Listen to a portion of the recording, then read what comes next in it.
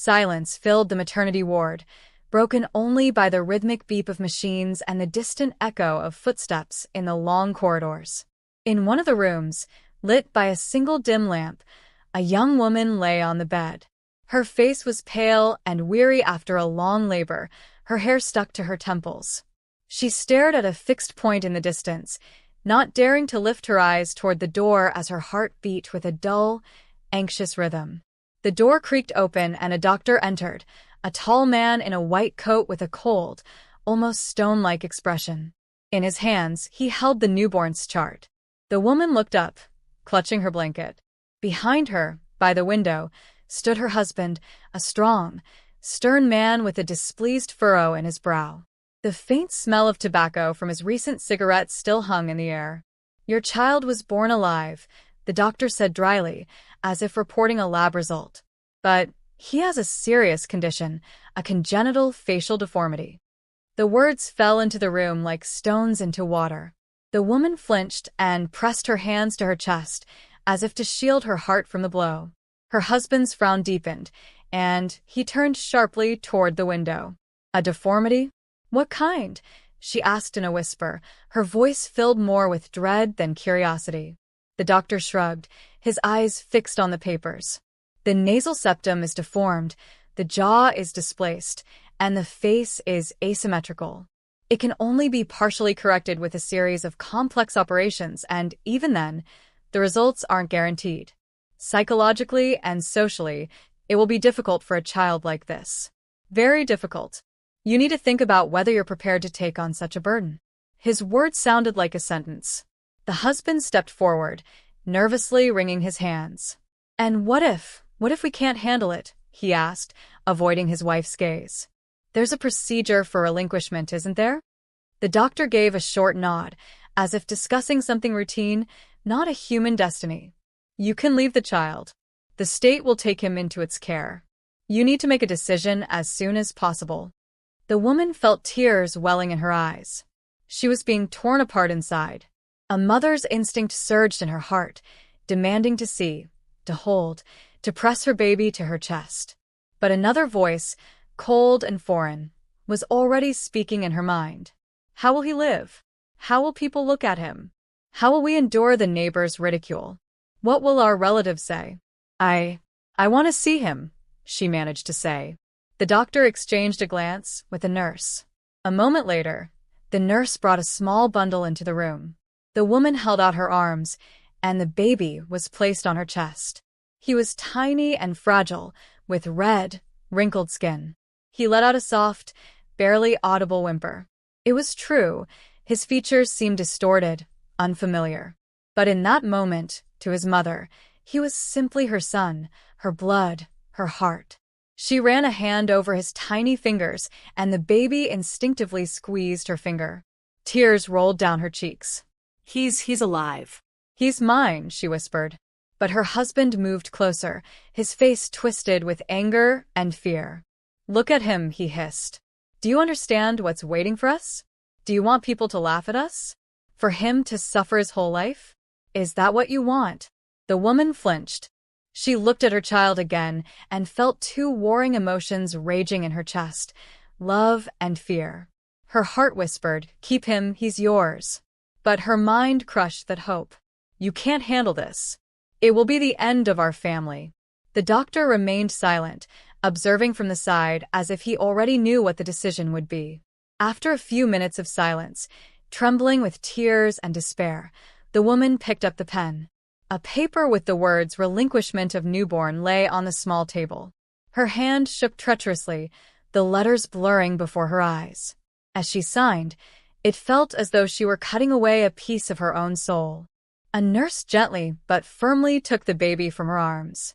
The infant began to cry softly, a barely perceptible sound without a scream. He was carried away to the ward for abandoned children. The woman sobbed, burying her face in her pillow, while her husband let out a heavy sigh of relief, as if a great weight had been lifted from his shoulders.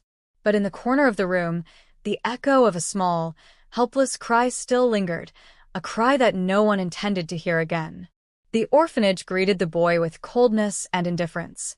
He spent the first months of his life in the ward for abandoned infants, surrounded by others just like him. There was no mother's hand to stroke his head, no gentle whisper to warm his heart. There were only the perfunctory hands of nurses, hastily changing diapers and portioning formula into bottles. As he grew, the boy began to understand that his world was different. Other children laughed when they saw his face. They whispered, pointed fingers, and called him cruel names.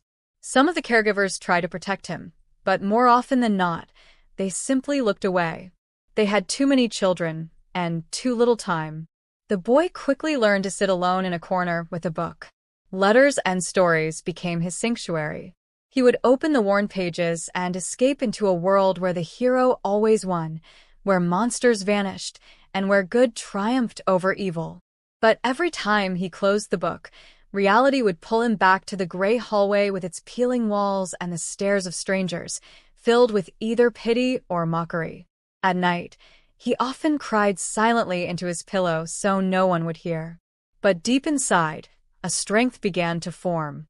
He repeated to himself over and over, "They think I'm weak. They think I'm nothing. I'll prove them wrong." Those words became his mantra.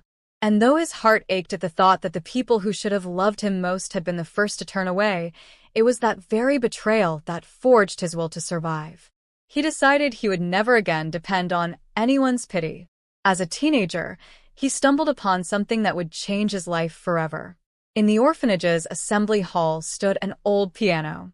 It was out of tune, covered in scratches and dust. One day, fleeing the taunts of his peers, he hid there. His fingers, trembling with resentment, accidentally brushed against the keys, and a dull but living sound emerged. He sat down and began to press the keys one by one, listening intently. In those sounds, he felt something he had always been missing: sincerity.